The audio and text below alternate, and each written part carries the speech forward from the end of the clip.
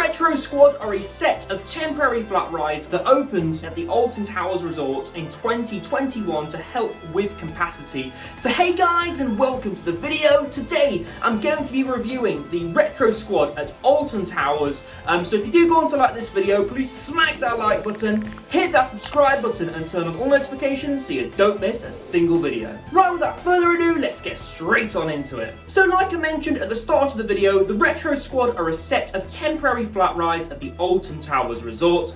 You have Roller Disco, which is located in the Dark Forest. This is a standard waltzer attraction. You then have a smash and jump ride in X Sector, that is named Mixtape. And the last one you have is Funk and Fly in Forbidden Valley. This is a Super Trooper ride, and they all again fall under that Retro Squad branding. Now you can't talk about the Retro Squad without talking about the branding first. I really like the branding. I think that this is a brilliant way of introducing flat rides into Alton Towers. In fact, I think it's the only way that you really could have done it, and I will get onto that later in the video.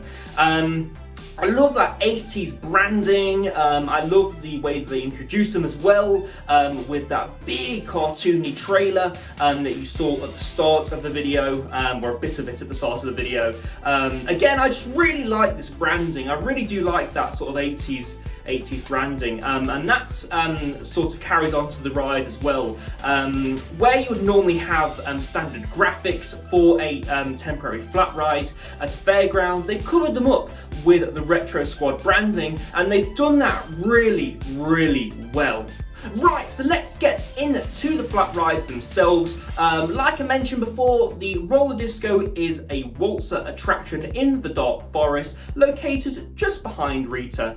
I think that these waltzers aren't very good at all. I'm sure if they were operated in a fairground environment, they would be a lot better. But you can tell that Alton Towers have definitely gone down the health and safety route with Roller Disco.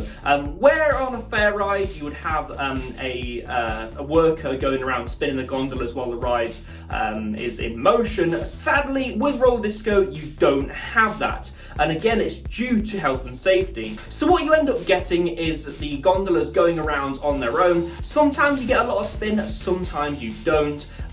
When I went on it for the first time yesterday, I didn't get much spinning at all, and to be honest with you, it wasn't a very good ride.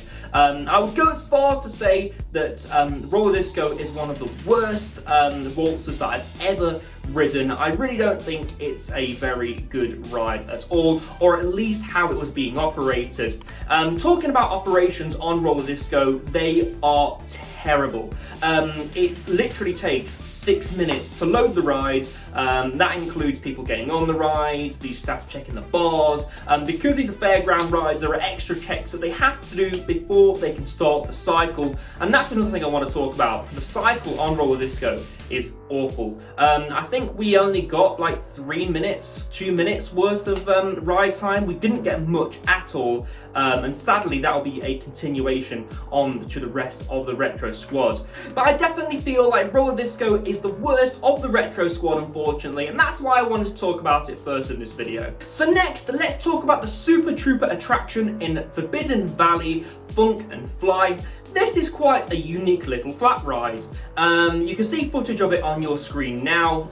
It sort of spins around in a circle and tilts, and it offers quite an intense ride experience. Now, I'm normally okay with things like flat rides, I don't really get ill, but with Funk and Fly, it did make me feel quite nauseous because of the intensity.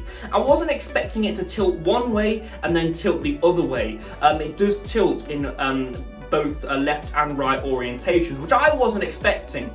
You did get the longest cycle on Funk and Fly of all the Retro Squad rides. I would say you got a full 4-minute cycle as opposed to something like Mixtape or Roller Disco, which only offers 3 minutes to 2 minutes. But yeah, I really did enjoy this one. Again, the intensity was really good. Continuing on with the branding, the way that they've covered up the usual fairground branding is really good. I can't really say anything bad about this one, to be honest with you, apart from the fact that it did make me feel ill, but again, that is just personal to me. So next, let's talk about Mixtape. This is my favourite Retro Squad ride.